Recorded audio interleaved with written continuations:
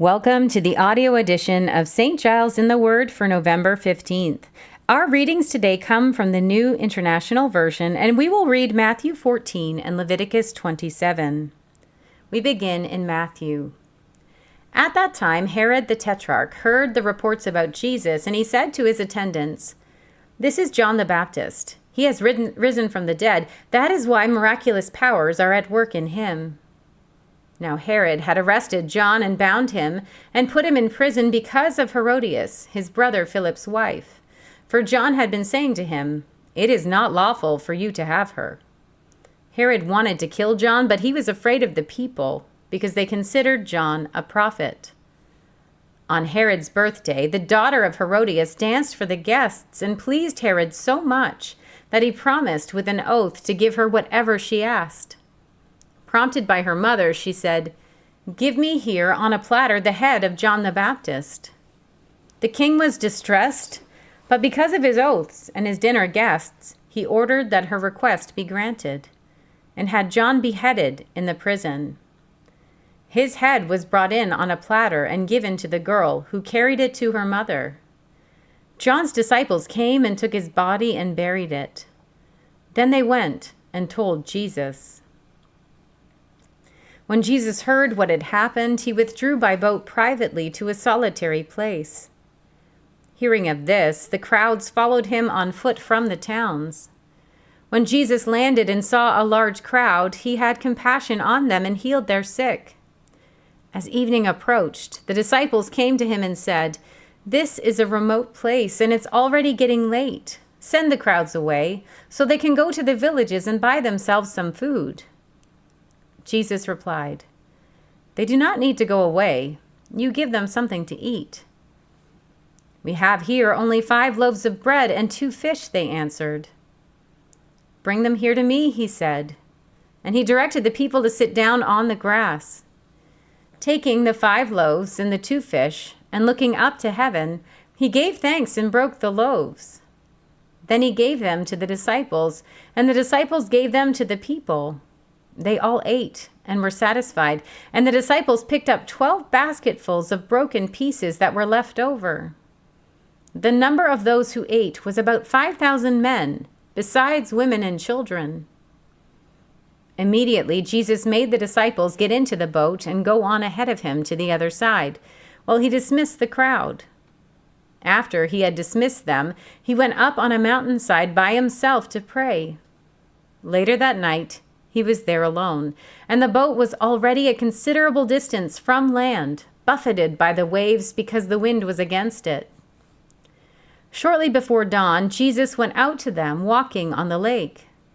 When the disciples saw him walking on the lake, they were terrified. "It's a ghost," they said, and cried out in fear. But Jesus immediately said to them, "Take courage, it is I, don't be afraid." "Lord, if it's you," Peter replied, "tell me to come to you on the water." "Come," he said. Then Peter got down out of the boat, walked on the water, and came toward Jesus. But when he saw the wind, he was afraid and began to sink, cried out, "Lord, save me." Immediately Jesus reached out his hand and caught him. "You of little faith," he said, "why did you doubt?" And when they climbed into the boat, the wind died down.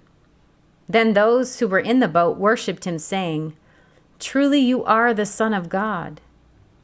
When they had crossed over, they landed at Gennesaret. And when the men of that place recognized Jesus, they sent word to all the surrounding country. People brought all their sick to him and begged him to let the sick just touch the edge of his cloak, and all who touched it were healed. We turn now to Leviticus 27. The Lord said to Moses, "Speak to the Israelites and say to them, if anyone makes a special vow to dedicate a person to the Lord by giving the equivalent value, set the value of a male between the ages of 20 and 60 at 50 shekels of silver, according to the sanctuary shekel. For a female, set her value at 30 shekels. For a person between the ages of 5 and 20, set the value of a male at 20 shekels, and of a female at 10 shekels. For a person between 1 month and 5 years, set the value of a male at 5 shekels of silver, and that of a female at 3 shekels of silver. For a person 60 years or more, set the value of a male at 15 shekels, and of a female at 10 shekels. If anyone making the vow is too poor to pay the specified amount, the person being dedicated is to be presented to the priest, who will set the value according to what the one making the vow can afford. If what they vowed is an animal, that is acceptable as an offering to the Lord. Such an animal given to the Lord becomes holy. They must not exchange it, or substitute a good one for a bad one, or a bad one for a good one. If they should substitute one animal for another, both it and the substitute become holy. If what they vowed is a ceremonially unclean animal, one that is not acceptable as an offering to the Lord, the animal must be presented to the priest, who will judge its quality as good or bad. Whatever value the priest then sets, that is what it will be. If the owner wishes to redeem the animal, a fifth must be added to its value. If anyone dedicates their house as something holy to the Lord, the priest will judge its quality as good or bad. Whatever value the priest then sets, so it will remain.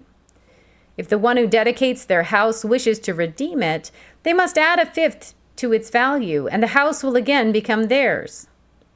If anyone dedicates to the Lord part of their family land, its value is to be set according to the amount of seed required for it, 50 shekels of silver to a homer of barley seed.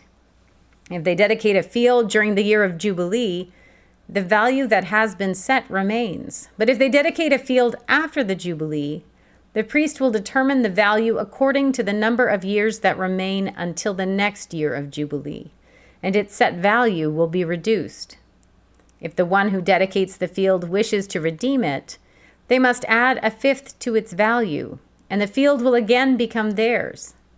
If, however, they do not redeem the field, or if they have sold it to someone else, it can never be redeemed. When the field is released in the Jubilee, it will become holy, like a field devoted to the Lord. It will become priestly property. If anyone dedicates to the Lord a field they have bought, which is not part of their family land, the priest will determine its value up to the year of Jubilee, and the owner must pay its value on that day as something holy to the Lord. In the year of Jubilee, the field will revert to the person from whom it was bought, the one whose land it was. Every value is to be set according to the sanctuary shekel, 20 gerahs to the shekel. No one, however, may dedicate the firstborn of an animal, since the firstborn already belongs to the Lord. Whether an ox or a sheep, it is the Lord's.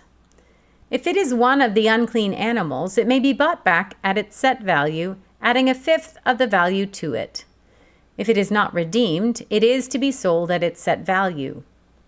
But nothing that a person owns and devotes to the Lord, whether a human being or an animal or family land, may be sold or redeemed. Everything so devoted is most holy to the Lord. No person devoted to destruction may be ransomed. They are to be put to death. A tithe of everything from the land, whether grain from the soil or fruit from the trees, belongs to the Lord. It is holy to the Lord. Whoever would redeem any of their tithe must add a fifth of the value to it. Every tithe of the herd and flock, every 10th animal that passes under the shepherd's rod, will be holy to the Lord. No one may pick out the good from the bad or make any substitution. If anyone does make a substitution, both the animal and its substitute become holy and cannot be redeemed. These are the commands the Lord gave Moses at Mount Sinai for the Israelites. Here ends our reading for today.